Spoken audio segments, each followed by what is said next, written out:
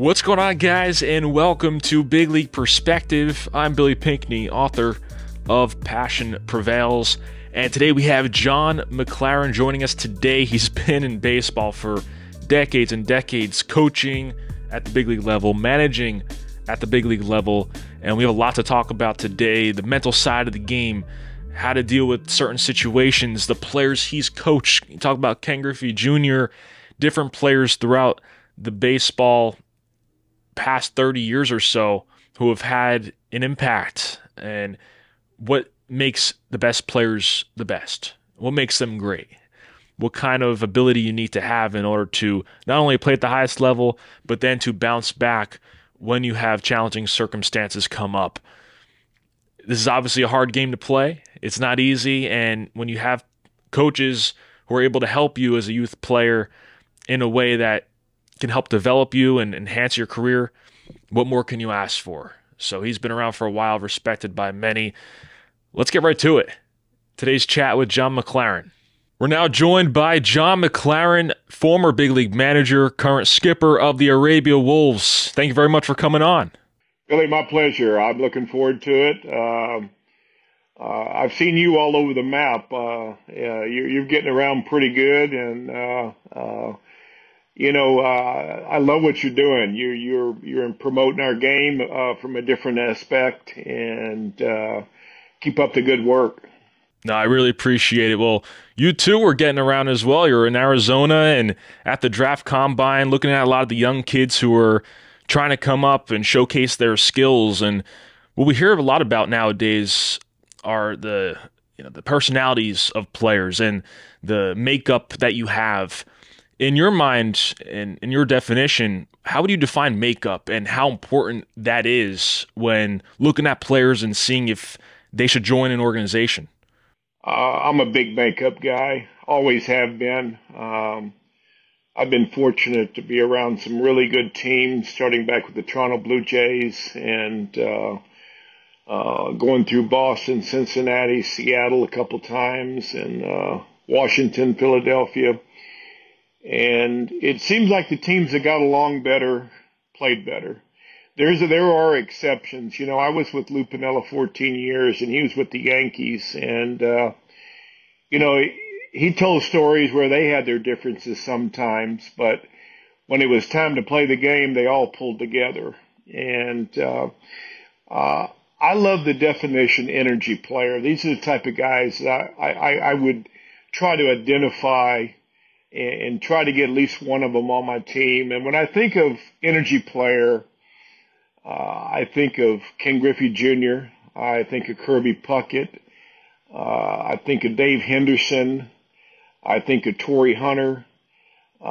These guys, Nick Swisher, these guys have the smile, the charisma, and they have fun playing the game, and the other people on the field can feed off of them. They relax the other players. They make the other players better. And like I said, I look for energy players.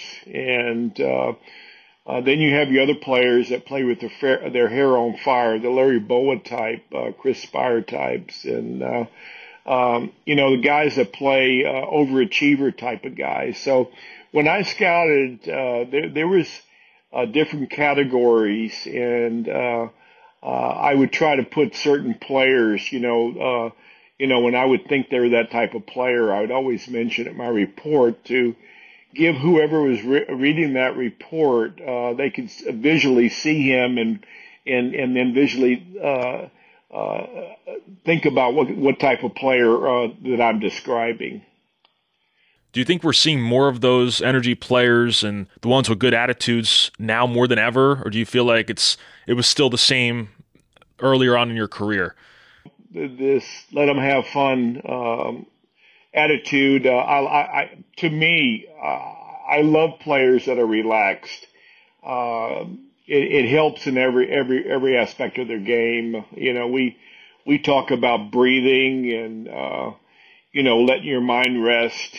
And, you don't want all the same type player for me. You get a kind of variety of different players and you mix them together. And like I said, I've been on some really, really good ball clubs, and the personalities in there that make it work, it's just an ingredient, that I think, when you're putting a master plan together and you're building a championship team, you look at different guys. I know that, and give you an example is, I don't think everybody can play in New York City. I'm being honest.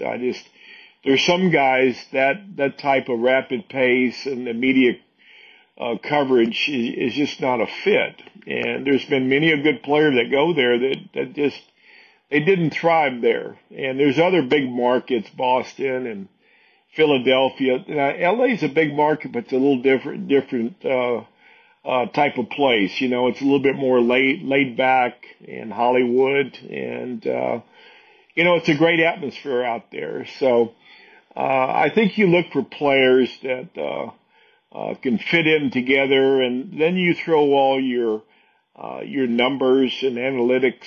And I'm from the mindset.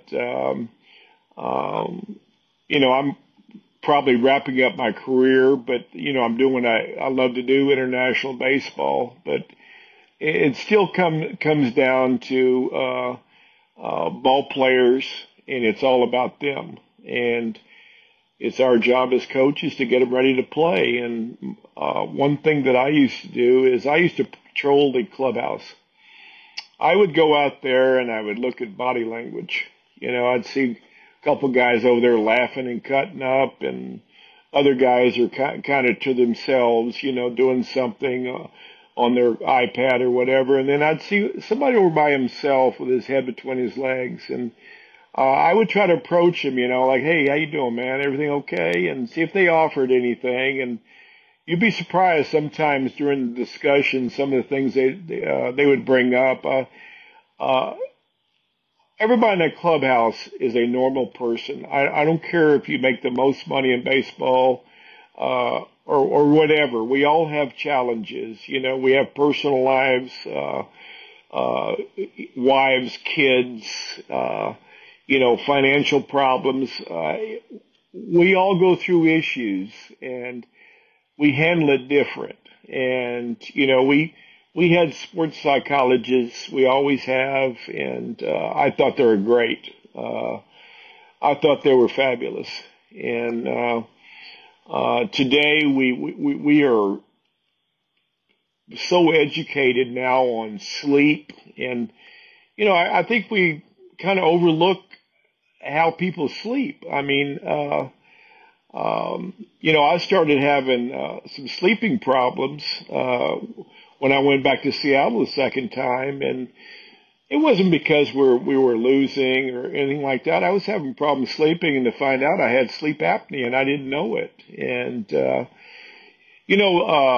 I just think that Major League Baseball and the clubs have done a really fabulous job of talking to the players, what they need, what can we do, and some of the things, during the draft combine, some of the things that were brought up, and talking to the people with USA Baseball, there's a lot of great things going on, and I really think mental health has come to the forefront. And before, you used to be considered a little weak if you came up and even mentioned that, but now it's a part of life. I mean, like I said, you see it in every sport now, and it's just it's part of our lives, and and we're addressing it. I think especially MLB needs to be applauded with the actions they're taking. No, definitely. You look at players who aren't able to go about their business in a way that's productive mentally. It's hard to do so physically. It's hard to go out there and give it your best effort. And I'm sure you've been in the clubhouse with guys who might have other issues outside of the field happening, whether it's with family or anything else. if you know that and maybe they're struggling on the field too, do you have any conversation with them, or is that something that you leave up to the sports psychologists on the staff or somebody else? Is there anything you can do to help uplift them? First of all, I don't try to get in their personal life unless they offer, and it's happened.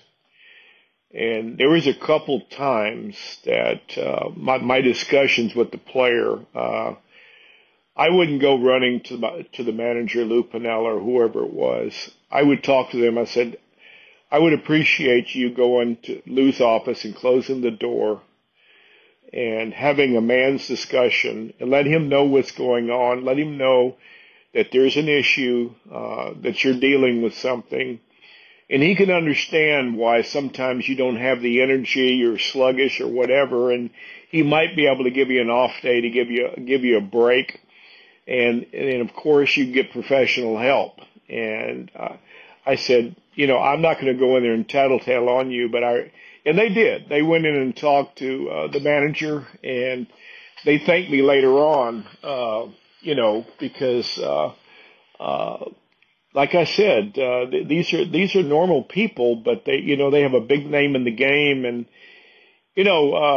you sometimes your ego gets in the way, and sometimes you just need to check your ego at the door, and and just do what you know that's right to make you better. And this is going to make you a better player too. It's going to make you a better teammate, and you might not be as moody or whatever. And we all have our personalities, basically. And I always tell people, be yourselves. I mean, we've had discussions about leadership, and I've been around some quiet leaders, but they were good leaders in their own way. Edgar Martinez comes to mind, Hall of Famer.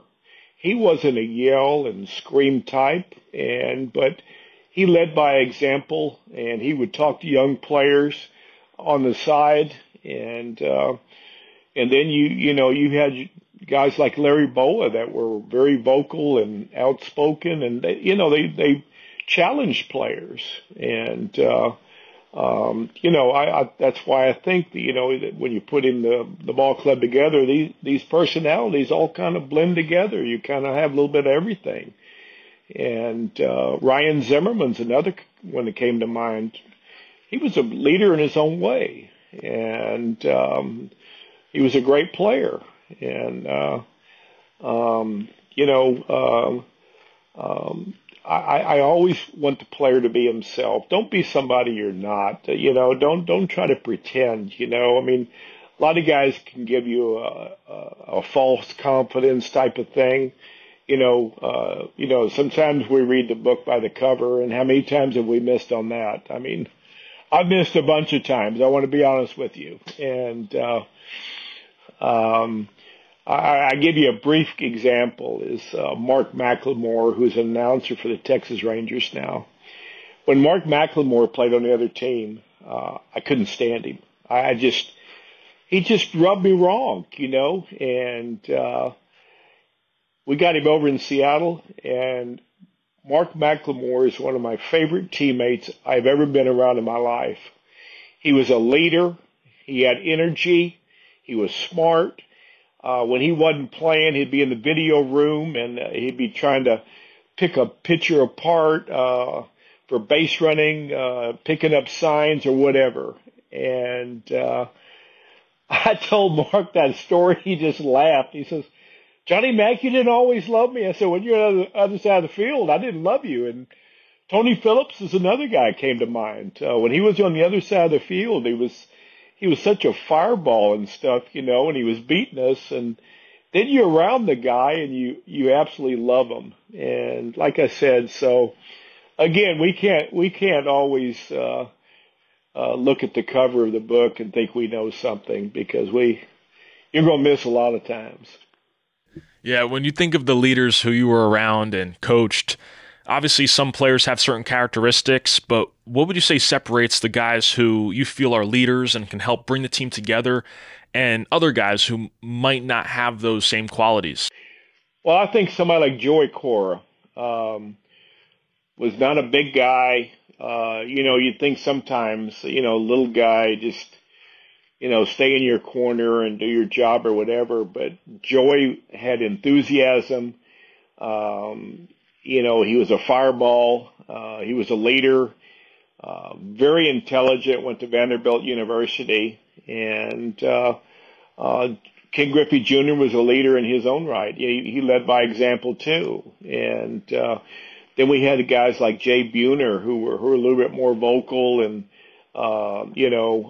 Norm Charlton and Chris Bosio. I'm probably saying some names a lot of people can't relate with because they're a few years back, but they just come to mind. And they were all leaders in their own right. And I just appreciated these guys because they were themselves. They went out and played the game, and they all pulled together. And I can remember one night, it's a funny story, and I love to tell it. Brett Boone was hitting, and Brett Boone was our home run guy, RBI guy, but he was struggling. And we're in the ninth inning, and Lou Piniella put on the bunt, and Boone went like this, give the sign again, got the bunt. He fouls it off, makes an out, and he came back to the bench, and he wasn't happy about it. So the game's over with. We end up winning. So I'm walking through the clubhouse after the game, and he stops. He said, hey, he says, Boone doesn't bunt. He said, you rum-dums, there's something wrong with y'all. I said, hey, why don't you talk to the Skip about it? And sure enough, here comes Lou Piniella, and I said, hey, Skip, Brett wants to talk to you. So I went off and went over to the lunchroom and got some water, and I came back through there. And now they both started getting on me like I did something. And I always tell Bruce, I said, you got to learn how to get that butt down, son. I mean, that's part of the game. But those guys stayed up. We had a day game the next day, and I believe Norm Charlton was part of the group. They stayed up in the clubhouse and spent the night there. They got to talk, and then it got late hours, and they just decided to spend the night in the clubhouse. And that's what chemistry is. That's what teammates are about. They're there for other people, and that's one thing that I miss, is not being in the clubhouse, and some of the talks we had and some of the jokes, and it was just really fun times. And when I did the draft combine the last 2 days over here at Chase Field in Phoenix, we're in the coach's room, and we're just telling story after story after story, and it's just that's what baseball is all about. It's the guys before you and what they've done, and now we have a new generation, and we'll look back on them, and they'll be helping young players. So that's how baseball is. If you look back at how you coach players maybe in the 90s compared to the 2020s, is there a difference in how you coach a player or the communication style? Because it seems like some people had different philosophies, different styles, and is there a best way to have that relationship and communicate with your players? Billy, that's a great question, and I've thought about it. I've been asked that many times, and for me, when I started off in 1986 coaching the big leagues my first year, I was the youngest coach in the big leagues. I think I was 33 or 34 years old. There was players older than me. And my focus is I wanted to be liked by everybody. I think it's a common trait that, you like to be liked by everybody. But once I got experience as a coach, my first priority was to be respected. And then the friendship would come after that. And I tell this to young managers and coaches, because, I think it's too easy to play up to players, especially high round draft picks. You treat them different. And to me, I try to treat everybody the same. And honesty, there's no compromise. When when you tell the players something and it turns out not to be true, your credibility, you got a long road after that. And I think, you have to be honest with players, and you want your players to be honest with you.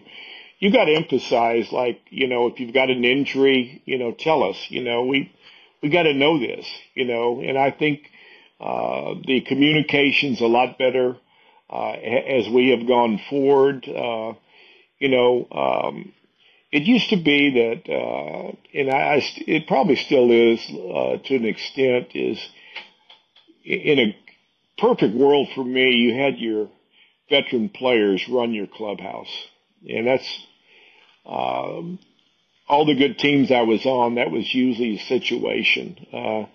You can't have a coach come in there and try to run your clubhouse, for me. You can help out. You can offer encouragement. Sometimes we have to critique, and I think you've got to be tactful about that. I never wanted to throw anybody under the bus,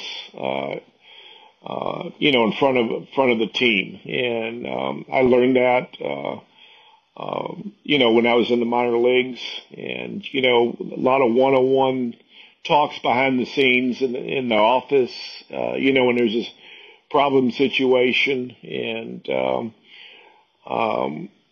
like I said, we all have feelings, and I have always taken the road that I treat people like I want people to treat me. And, there's times where you got to be firm, but you got to be tactful. When you critique somebody, you can't talk down to somebody. You got to talk to them to let them know that you're trying to help them. That you're not trying to make them feel bad because they made a mistake or something. Because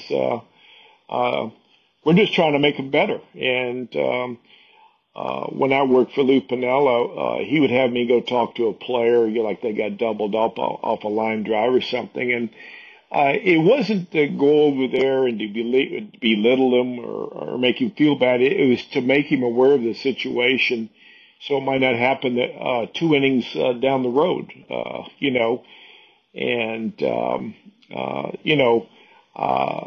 open communication. I think all managers and coaches should always be available for talking to players. I used to like to not only roam around the clubhouse, but go out on the field and just hey, how you doing today? Everything all right? And just to see if we can help them. And we talked about that. And like I said, there's a lot of great things going on with MLB and in sports in general about helping the mental well-being of all players.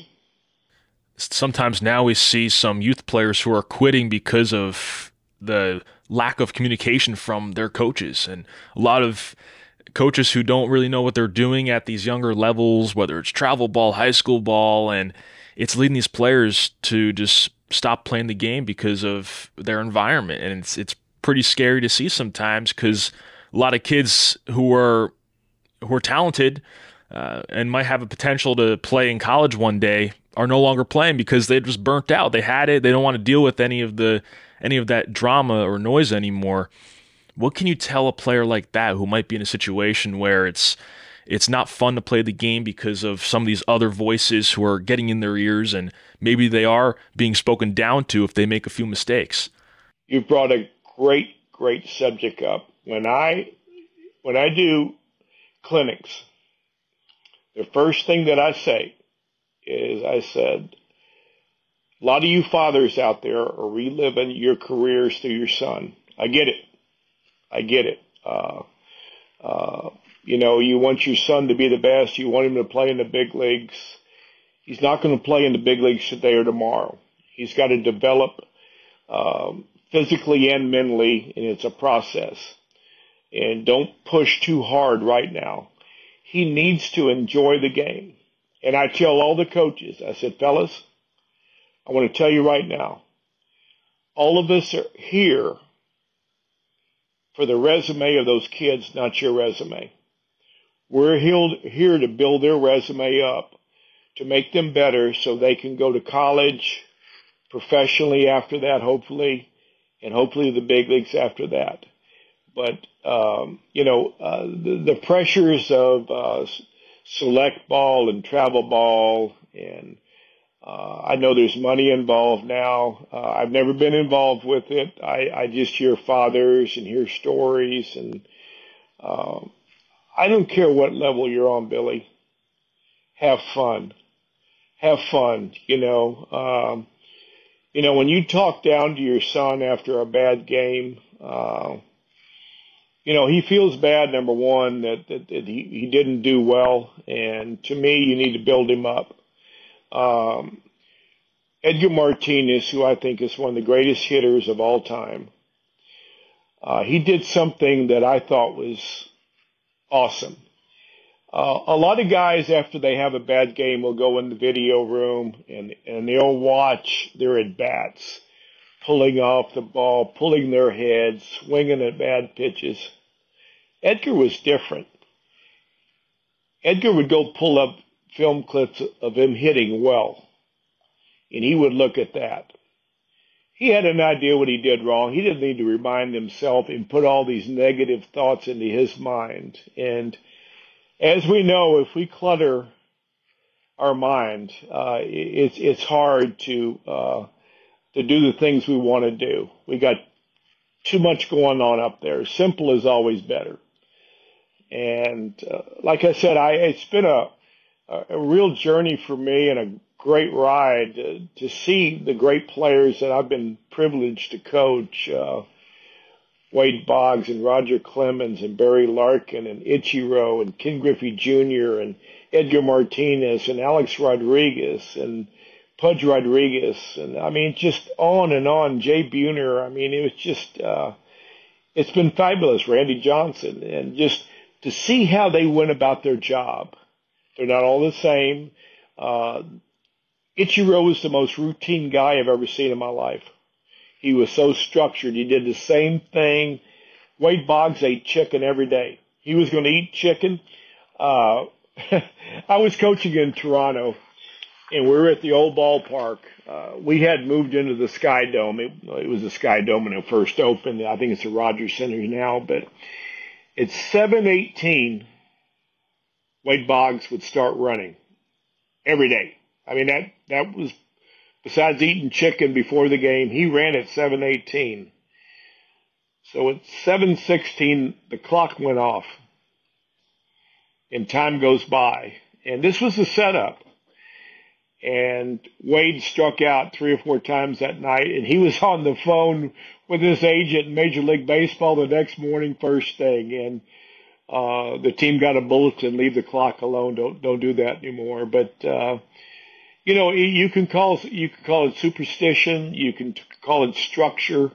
When you're doing things in a real positive way, to wear the same clothes every day, I think that's getting a little carried away. I think that's kind of past us, because of health and all that kind of stuff. But, there's superstitions in the game, and, everybody's got their own little, whatever it takes to get them to play. And that's all we care about is for mentally them to be ready to play. And, we talk about breathing, and I talked about breathing a lot.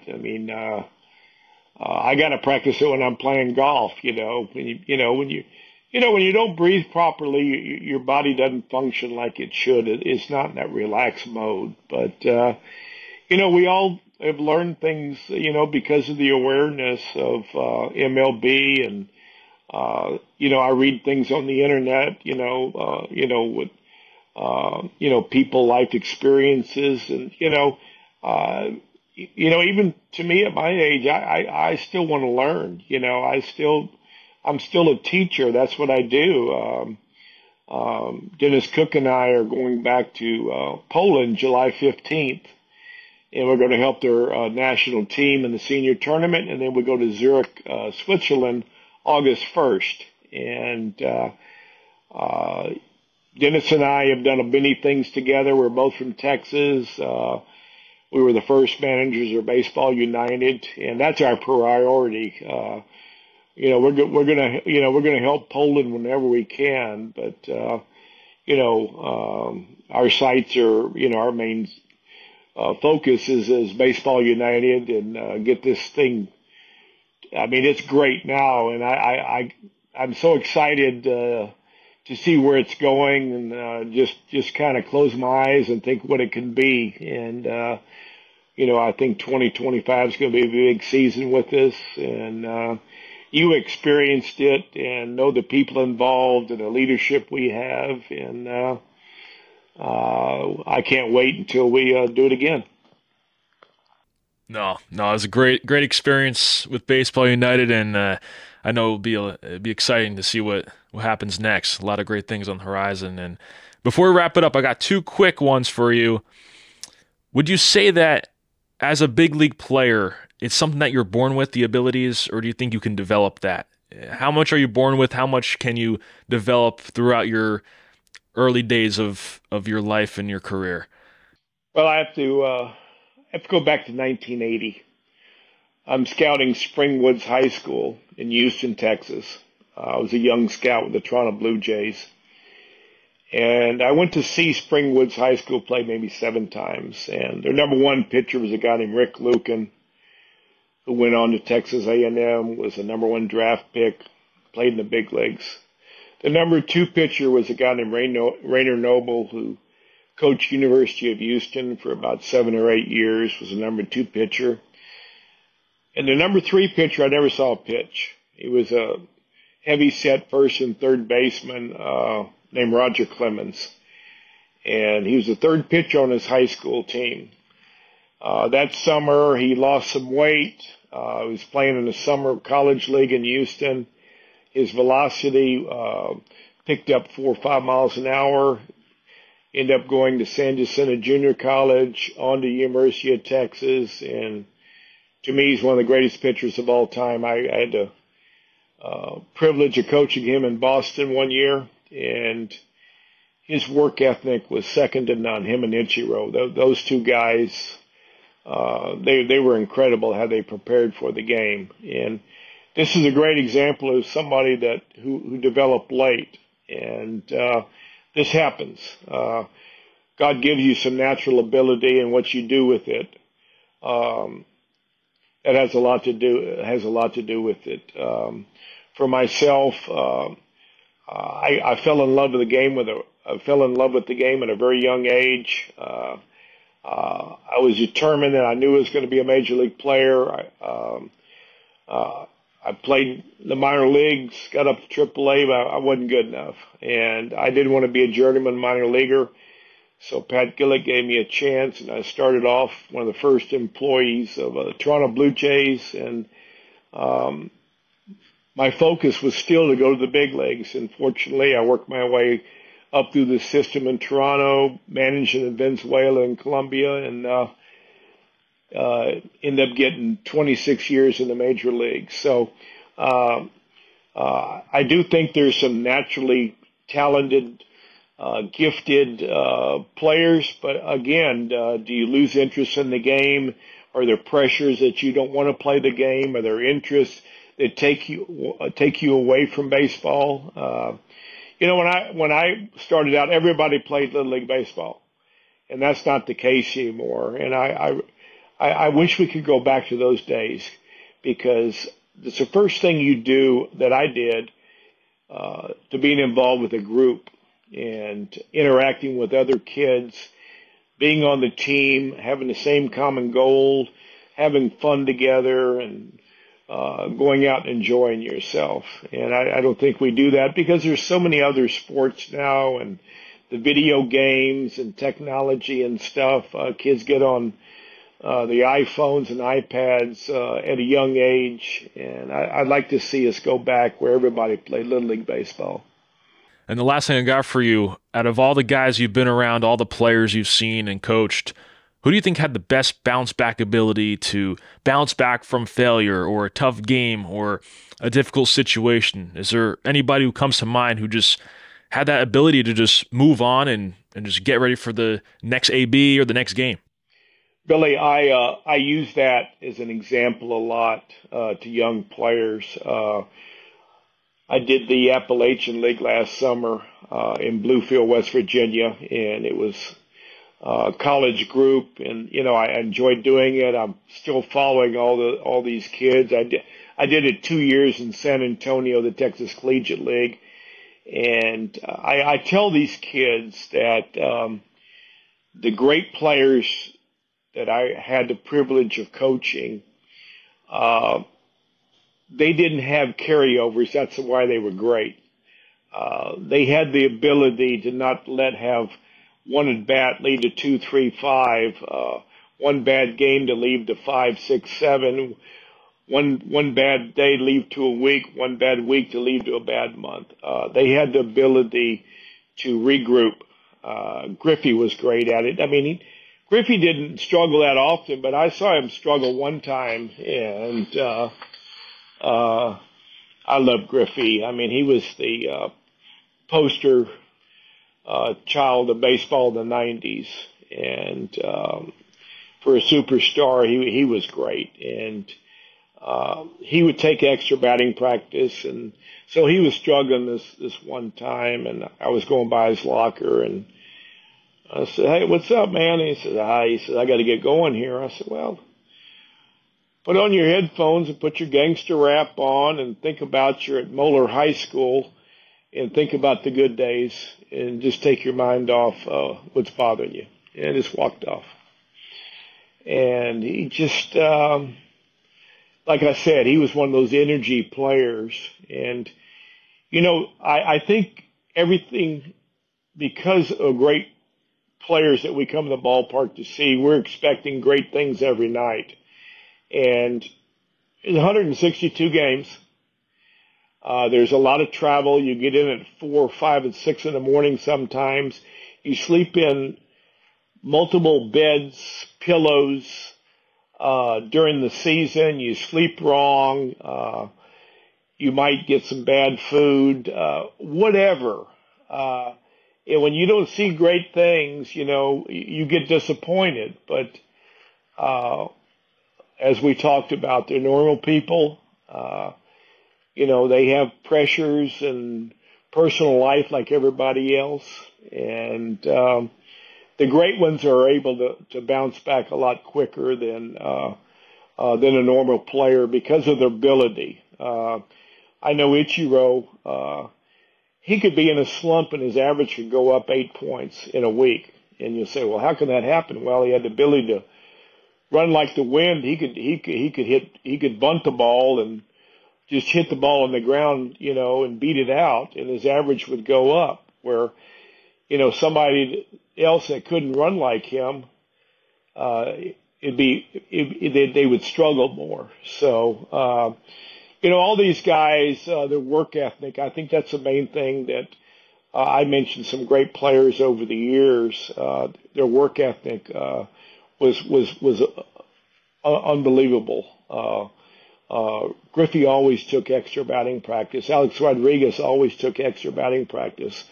Wade Boggs, and Ichiro. I mean, these guys, they worked at their trade. And I think one thing, just for a message for young kids, a lot of you only like to work on your strengths, but you have to concentrate too on things that you have problems with. Whether it's a fastball inside, whether it's a backhand fielding, making a long throw, work on your weaknesses too. But it's, Billy, I talk about this a lot, and it's not my saying. I got this from Barry Larkin, and I'll always give Barry Larkin credit for this. Barry Larkin always said, be comfortable being uncomfortable. And if you think about that, it speaks volumes. Most of us, we get in a comfort zone, and we don't want to leave that comfort zone. And I think one of the visions of Baseball United is Barry going outside the box, him and Cash. And I encourage people, to try new things, and don't don't be scared to do that, because you might find something that works for you. I appreciate it, Billy. Keep up the great work. I follow you, and you're all over the map, and just keep up the great job.